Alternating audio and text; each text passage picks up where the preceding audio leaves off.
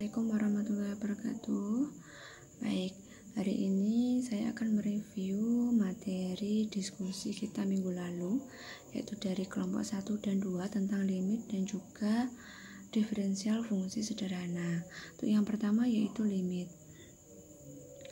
Limit menggambarkan seberapa jauh sebuah fungsi akan berkembang apabila variabel di dalam fungsi yang bersangkutan terus-menerus berkembang mendekati suatu nilai tertentu. Nah, di sini untuk bentuk umum dari limit yaitu limit fx untuk x mendekati a adalah L. Jadi cara membacanya limit fx untuk x mendekati a adalah L. Untuk contohnya kita langsung ke contoh. Limit 1 min 2x kuadrat untuk x mendekati 2 sama dengan, nah di sini kita langsung memasukkan angka yang mendekati 2 atau bisa sama dengan 2. Nah di sini kita masukkan 1 dikurangi 2 kali 2 dikuadratkan sama dengan 1 dikurangi 8 sama dengan negatif 7. Nah ini adalah hasil dari limitnya. Ini adalah salah satu contoh penyelesaian atau kasus di limit. Nah, di sini kita langsung masuk ke kaidah-kaidah limit. Ada beberapa kaidah yang perlu kita pelajari. Yang pertama, yaitu jika y sama dengan fx sama dengan x pangkat n dan n itu lebih dari 0 atau bisa dikatakan n ini adalah positif, maka x pangkat n sama dengan a pangkat n. Contohnya yaitu limit x pangkat 3 untuk x mendekati 2, maka penyelesaiannya sama dengan 2 pangkat 3 sama dengan 8. Jadi ini adalah penyelesaiannya. Sekarang untuk kaidah yang kedua, yaitu limit dari suatu konstanta adalah konstanta itu sendiri. Jadi di sini nanti hanya berupa konstanta, tidak ada variabel yang mendampinginya. Kita langsung ke contoh. Limit 5 untuk x mendekati 2 maka sama dengan 5. Jadi karena tidak ada variabel yang mendampingi, maka hasilnya pun adalah konstanta itu sendiri. Gitu ya. Kita lanjut ke kaidah yang ketiga, yaitu limit dari suatu penjumlahan atau pengurangan fungsi adalah jumlah atau selisih dari limit fungsi-fungsinya. Di sini saya memberikan contoh untuk yang bagian penjumlahan ya. Limit 1 min 2x kuadrat ditambah x pangkat 3 untuk x mendekati 2, maka kita bisa menguraikannya menjadi limit 1 min 2x kuadrat untuk x mendekati 2 ditambah limit x pangkat 3 untuk x mendekati 2. Ini tadi kan kita sudah mencari masing-masing hasilnya. Kita masukkan untuk limit 1 min 2x kuadrat untuk x mendekati 2. Tadi hasilnya adalah negatif 7 ya. Kemudian untuk limit x pangkat 3 untuk x mendekati 2 tadi hasilnya adalah 8. Maka hasilnya adalah 1. Ini adalah hasil dari limitnya. Oke, kemudian kaidah yang keempat, untuk yang pengurangan tadi sama ya. Jadi ini tadi saya memberikan contoh yang penjumlahan, untuk yang pengurangan sama. Caranya juga sama. Nah, sekarang kita lanjut ke kaidah yang berikutnya, yaitu limit dari suatu perkalian fungsi adalah perkalian dari limit fungsi-fungsinya. Untuk contohnya, limit 1 min 2x kuadrat dikali x pangkat 3 untuk x mendekati 2. Nah, kita bisa menguraikan jadi limit 1 min 2x kuadrat untuk x mendekati 2 dikali limit X pangkat 3 untuk X mendekati 2. Kita masukkan tadi kan untuk limit 1 min 2x kuadrat untuk X mendekati 2 yaitu negatif 7, sedangkan untuk limit X pangkat 3 untuk X mendekati 2 yaitu 8, maka min 7 dikali 8 sama dengan negatif 56. Ini adalah hasilnya. Lanjut ke kaidah yang kelima, yaitu limit dari suatu pembagian fungsi adalah pembagian dari limit fungsi-fungsinya dengan syarat limit fungsi pembaginya tidak sama dengan 0. Ingat, ini ada syaratnya, yaitu pembaginya tidak boleh sama dengan 0. Kenapa tidak boleh sama dengan 0? Karena di sini nanti berapapun nilainya, berapapun angkanya bila dibagikan dengan 0, maka hasilnya adalah tak terdefinisi. Atau jika kalian menghitung dengan menggunakan alat bantu hitung kalkulator atau lainnya, pasti nanti akan terdeteksi error, begitu ya. Kita langsung ke contoh soalnya, yaitu limit X kuadrat min 25 per X min 5 untuk X mendekati 5. Nah, di sini kita lihat pembaginya itu adalah X min 5, di mana X itu mendekati 5. Jika kita masukkan 5 ke X, maka hasilnya adalah 0. Nah, di sini kita tidak bisa langsung memasukkan nilai X-nya, maka kita harus menguraikan soal ini terlebih dahulu. Jadi seperti ini. Limit X plus 5 dikali X min 5 per X min 5 untuk X mendekati 5. Jadi yang sama kita coret, jadi tinggal limit X plus 5 untuk X mendekati 5. Kita tinggal masukkan 5 ditambah 5 sama dengan 10. Jadi ini hasilnya ya, bukan dibagi dengan 0. Ingat, kalau dalam pembagian itu ada syaratnya bahwa pembaginya itu tidak sama dengan 0, seperti itu ya. Kita lanjut ke kaidah yang keenam, yaitu limit dari suatu fungsi berpangkat n adalah pangkat n dari limit fungsinya. Nah, di sini kita langsung ke contoh soalnya, yaitu limit 1 min 2x kuadrat pangkat 3 untuk X mendekati 2. Maka di sini kita cari limitnya terlebih dahulu, baru kita pangkatkan. Jadi kita mencari nilai dari limit 1 min 2x kuadrat untuk X mendekati 2, baru hasilnya nanti kita pangkatkan 3. Karena tadi kan hasilnya adalah negatif 7, maka kita pangkatkan 3. Maka hasilnya adalah negatif 343. Nah, adalah hasilnya gitu ya. Jadi dicari dulu hasilnya baru dipangkatkan. Kita lanjut ke kaidah yang terakhir, yaitu limit dari suatu fungsi terakar berpangkat positif adalah akar dari limit fungsinya. Kita langsung ke contohnya. Limit akar pangkat 3 dari X kuadrat min X plus 44 untuk X mendekati 5.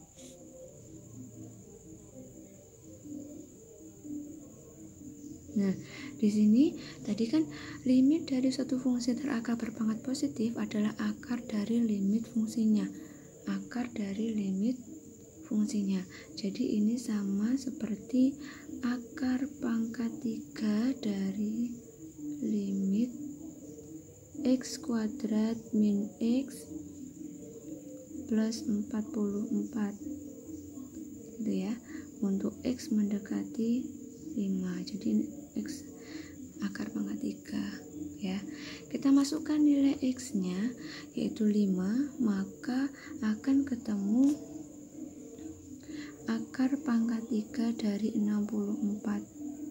Oke, kita cari hasilnya yaitu adalah 4. Ini adalah nilainya. Kita lanjut ke penyelesaian kasus-kasus khusus. Dalam subbab ini ditegaskan bahwa limit suatu fungsi tidak boleh tak tentu. Ini berarti penentuan limit suatu fungsi tidak boleh membuahkan hasil berbentuk 0/0 atau tak hingga per tak hingga. Nah, yang pertama, bentuk tak tentu 0/0. Seperti yang sudah ada dalam kaidah kelima tadi, bentuk tak tentu 0/0. Kita langsung ke contohnya saja. Tuh yang tadi ya, yaitu limit x kuadrat min 25 per x min 5 untuk x mendekati 5. Nah, ini nanti jika nilai x nya dimasukkan, jika dimasukkan nilainya, maka akan menghasilkan 5 kuadrat min 25 per 5 min 5, maka hasilnya adalah 0/0. Nah, di sini ini tidak dibenarkan, maka kita harus mencari jalan lain agar tidak menghasilkan 0/0. Maka kita uraikan seperti tadi yang saya jelaskan di kaidah yang kelima. Jadi kita uraikan menjadi limit x min 5 dikali x plus 5 dibagi x min 5 untuk x mendekati 5. Yang sama kita coret menghasilkan limit x plus 5 untuk x mendekati 5. Maka hasilnya adalah 5 ditambah 5 sama dengan 10. Jadi seperti ini ya untuk bentuk tak tentu 0/0. Nah, sekarang bentuk tak tentu tak hingga per tak hingga. Nah, di sini kita langsung ke contohnya. Limit 4x pangkat 5 ditambah x kuadrat per 3x pangkat 6 plus 7x pangkat 3 untuk x mendekati tak hingga. Nah, di sini kita tidak tahu nilai x-nya karena di sini x-nya mendekati tak hingga. Nah, di sini maka kita harus kita membagi masing-masing angka dengan variabel yang berpangkat paling tertinggi. Nah, di sini kan pangkat tertingginya yaitu adalah ini atau yang ini. Nah, di sini x pangkat 6 yang tertinggi. Jadi yang kita pakai adalah x pangkat 6. Jadi di sini masing-masing kita bagi x pangkat 6. Jadi di sini untuk limit 4x pangkat 5 itu dibagi x pangkat 6 ditambah x kuadrat dibagi x pangkat 6 per 3x pangkat 6 per x pangkat 6 ditambah 7x pangkat 3 per x pangkat 6 untuk x mendekati tak hingga. Nah, di sini kita bisa langsung tahu nilainya ya. Kita hitung dulu. Jadi limit 4x pangkat 5 dikurangi x pangkat 6. Ingat dalam kita pernah mempelajari ketika perpangkatan dibagi dengan perpangkatan, maka pangkatnya itu adalah dikurangi. Kita sudah pernah pelajari di materi-materi sebelumnya ya. Jadi menghasilkan 4 per x ditambah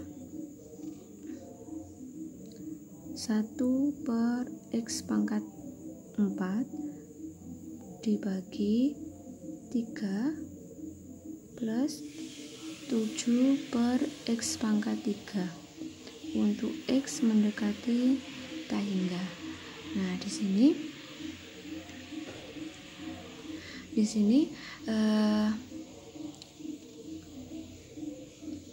ketentuan dalam limit berapapun bila dibagi dengan variabel di mana x itu mendekati tak hingga, maka itu hasilnya adalah 0. Nah, di sini kan 4/x sama dengan 0 ditambah 0 per 3 ditambah 0.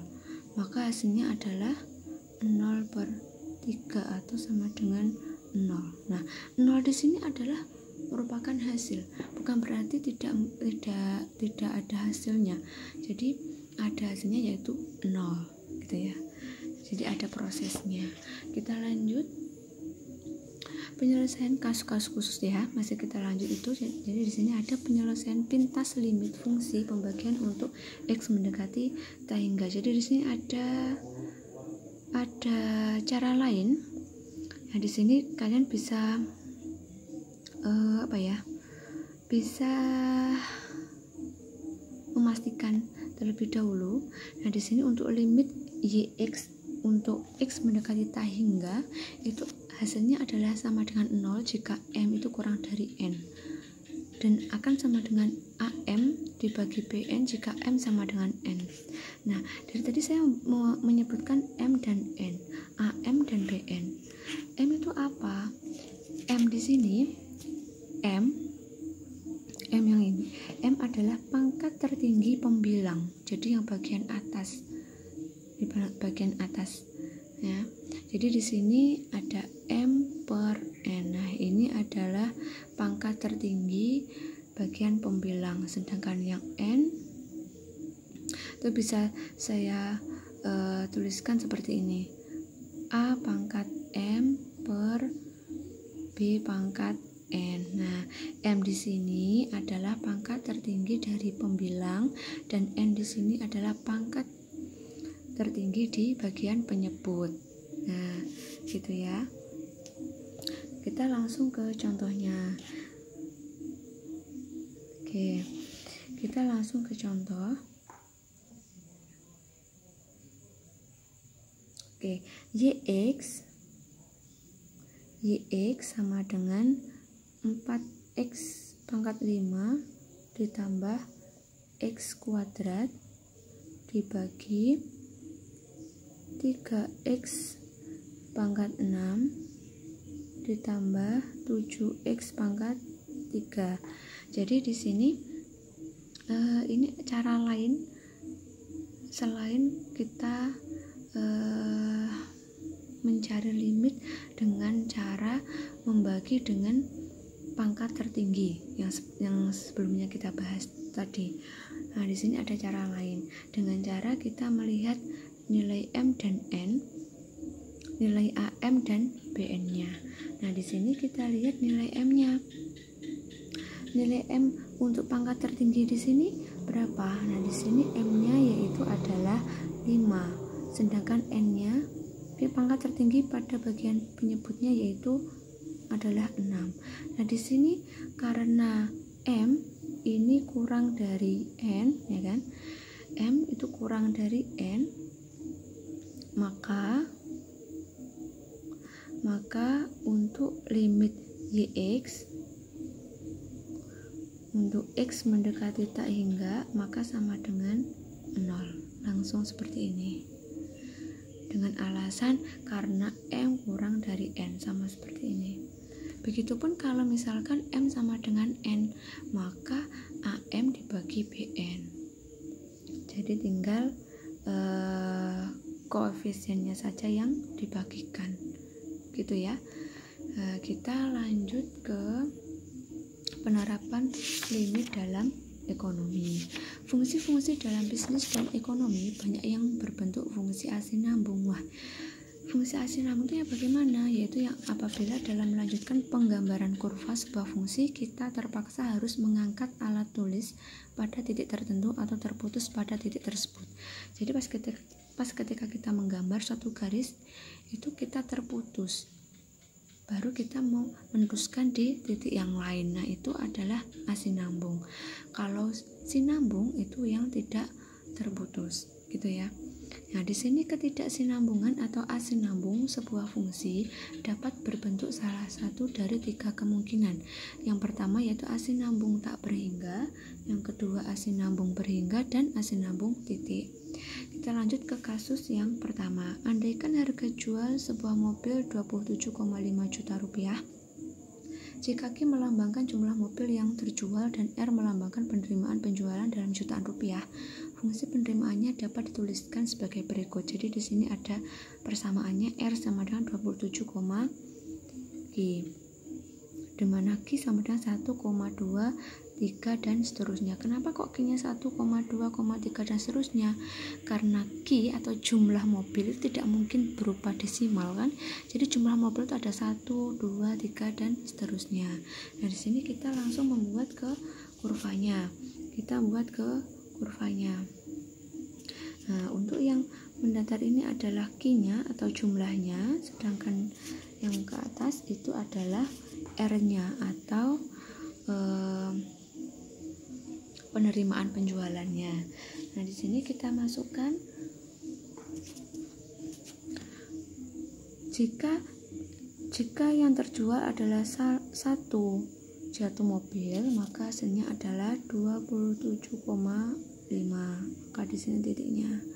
Jika terjual 2, maka harganya itu 55,0. Jika letaknya di sini ya. Oke. Jika yang terjual ada 3 mobil, maka akan terjual 82,5 dan seterusnya. Dan seterusnya, maka akan membentuk titik-titik, bukan berupa garis tapi titik-titik, karena di sini sudah ditentukan ya. Maka ini disebut asinambung titik. Seperti itu ya. Kita lanjut ke kasus yang kedua. Seorang pedagang menjalankan kebijakan diskriminasi harga dalam penjualan jeruk dengan termin sebagai berikut. Rp900 per kilo untuk pembelian sebanyak 5 kilo atau kurang. 850 per kilo untuk 5 kilo tapi tak lebih dari 10. Jadi antara 5 sampai 10. Atau kurang dari 10 berarti sampai 9 ya. Jadi 750 untuk pembelian lebih dari 10 kilo. Nah, di sini kita buat persamaan seperti ini. Nah, ini. Jadi Y sama dengan 900X, untuk X itu lebih besar sama dengan 0 dan kurang dari sama dengan 5. Jadi antara 0 sampai 5. Nah, kemudian berikutnya Y sama dengan 850X, untuk X itu lebih dari 5 dan kurang dari sama dengan 10. Jadi lebih dari 5 berarti 6 ke atas sampai 10. Kemudian yang ketiga Y sama dengan 750X, untuk X lebih dari 10. Jadi lebih ya. Sekarang kita buat kurvanya. Nah, untuk yang mendatar ini adalah X atau jumlah kilogramnya ya. Kemudian untuk yang ke atas ini adalah Y-nya atau berupa rupiahnya. Nah, di sini kita cari dulu untuk yang persamaan yang pertama. Persamaan yang pertama di sini. Oke, ini kan tadi kan persamaannya Y sama dengan 900X. Ketika X kita masukkan 0, ya. Ketika X kita masukkan 0, maka Y-nya akan sama dengan 0. Nah, di sini ada 0. Oke, kita buat dulu ya titik-titiknya. Ini ada 5, ada 10 sama 15. Di sini ada 4.500 dan juga 8.500. Oke, jika kita masukkan X-nya sama dengan 0, maka X-nya adalah 0 di sini. Kemudian jika kita masukkan X sama dengan 5 ke 900X, maka hasilnya adalah 4.500. Jadi letaknya di sini. Nah, kita tarik garis dulu. Nah, di sini. Kemudian kita lanjut ke persamaan yang kedua, 850X. Ketika X-nya kita masukkan 5, maka nilainya adalah 4.250. Kita misalkan di sini. Kemudian ketika kita masukkan 10, maka akan ketemu 8.500. Maka ketemunya di sini titiknya. Nah, di sini. Nah, jadi tidak terus bersambung ya, terputus di sini. Kemudian persamaan yang terakhir, ketika 750x, ketika x-nya kita masukkan 10, maka hasilnya adalah 7.500. Kita misalkan 7.500 di sini. Jadi ini gambarnya kan ke atas, gitu.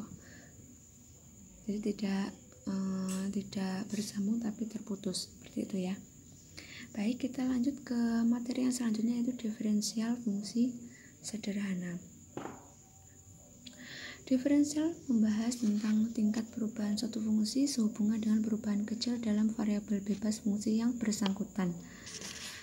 Dengan diferensial dapat pula disidik kedudukan-kedudukan khusus dari fungsi yang sedang dipelajari seperti titik maksimum, titik belok, dan titik minimumnya. Ini nanti akan dibahas oleh pemateri selanjutnya. Berdasarkan manfaat-manfaat inilah konsep diferensial menjadi salah satu alat analisis yang sangat penting dalam bisnis dan ekonomi. Biasanya diferensial ini kita sering menyebutnya yaitu turunan, gitu ya. Nah, di sini untuk bentuk umumnya dari diferensial biasanya bisa dari limit delta y per delta x untuk delta x mendekati 0, atau bisa sama dengan y aksen, bisa sama dengan f aksen x, atau biasa dengan dy per dx. Ini yang paling sering digunakan ya, yang paling sering digunakan. Terserah kalian bisa menggunakan salah satu di antara ini. Oke, kita langsung masuk ke kaidah-kaidah diferensiasi. Di sini ada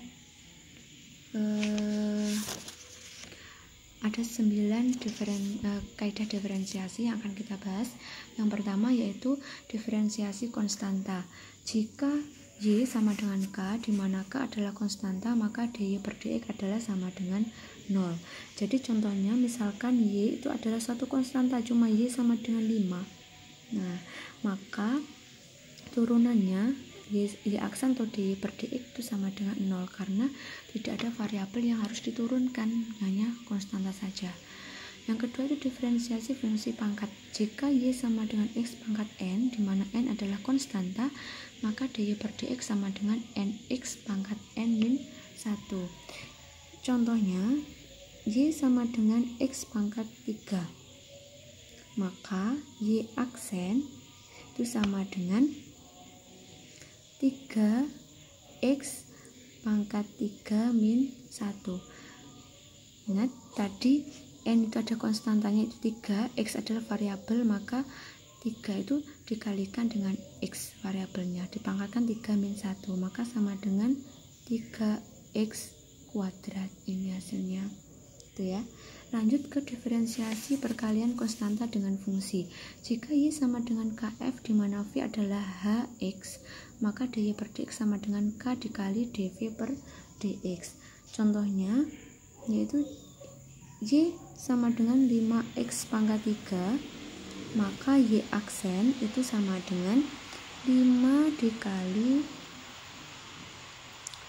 3x kuadrat. Jadi menghasilkan 15x kuadrat. Ini hasilnya. Lanjut, diferensiasi pembagian konstanta dengan fungsi. Oke, kita langsung ke contohnya ya. Jadi y sama dengan 5 per x pangkat 3, maka y aksen sama dengan 5 dikali 3x kuadrat per X pangkat 3 dikuadratkan sama dengan, oh maaf ini ada minnya karena ini ada min ya, min 15x kuadrat per X pangkat 6. Ini hasilnya. Oke, untuk kaidah yang kelima kita langsung ke contoh soalnya ya, yaitu Y sama dengan 4x kuadrat ditambah X pangkat 3. Di sini kita misalkan U sama dengan 4x kuadrat, maka U aksen atau DU per DX sama dengan 8x. Sedangkan V itu kita misalkan V itu X pangkat 3, maka V aksen atau DV per DX sama dengan 3x kuadrat. Nah, di sini maka Y aksen sama dengan DU per DX atau U aksen ditambah dengan V aksen kita masukkan, yaitu 8x ditambah 3x kuadrat. Ini hasilnya. Jadi kita misalkan, kita lanjut ke kaidah yang berikutnya, yaitu diferensiasi perkalian fungsi. Kita langsung ke contohnya. Oke, jika Y sama dengan 4x kuadrat dikali X pangkat 3. Di sini sama-sama kita dimisalkan. Misal U-nya itu sama dengan 4x kuadrat, maka U aksennya sama dengan 8x. Sedangkan V yaitu X pangkat 3, maka V aksennya sama dengan 3x kuadrat. Nah, di sini maka Y aksen sama dengan U dikali V aksen ditambah V dikali U aksen. Nah, kita masukkan U-nya tadi adalah 4x kuadrat dikali 3x kuadrat ditambah V-nya X pangkat 3 dikali U aksen 8x. Maka hasilnya akan ketemu 20x pangkat 4. Kalian bisa menghitung ya, mengecek. Kita langsung ke diferensiasi pembagian fungsi. Oke, Y sama dengan 4x kuadrat per X pangkat 3. Tetap kita misalkan dengan U dan V ya, karena ini adalah sama, kita langsung masukkan ke penyelesaiannya. Y aksen sama dengan V dikali U aksen min U dikali V aksen per V kuadrat. Kita masukkan. Jadi kita masukkan hasil dari turunannya X pangkat 3 dikali 8x dikurangi 4x kuadrat dikali 3x kuadrat dibagi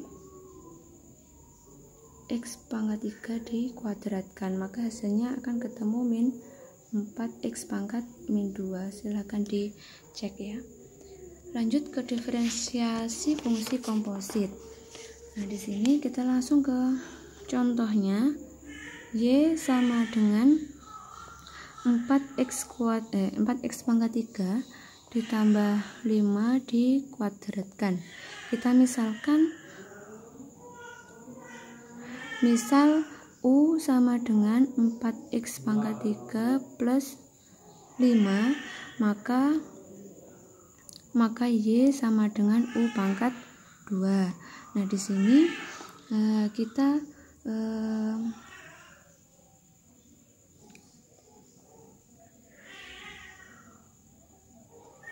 oke, gitu ya. Jadi di sini kita bisa menurunkan ini U aksen, maka U aksen di sini adalah 12x kuadrat dan Y aksennya ini adalah 2U.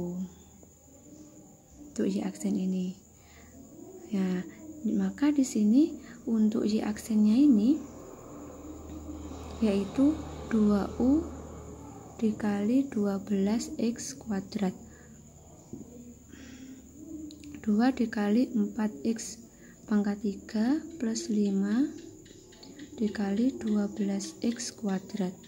Maka akan ketemu 96X pangkat 5 ditambah 120X kuadrat. Ini hasilnya. Nah, sama seperti ini untuk diferensiasi fungsi perpangkat ini berbeda. Jadi yang dimisalkan hanya U-nya saja. Jadi tadi kan Y-nya sama dengan 4X pangkat 3 plus 5 dikuadratkan. Nah, ini dimisalkan U sama dengan 4X pangkat 3 plus 5. Maka ini U aksennya adalah 12X kuadrat.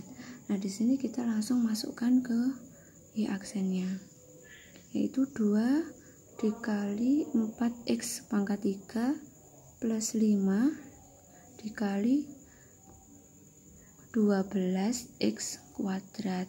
Maka akan ketemu sama 96X pangkat 5 plus 120X kuadrat, gitu ya.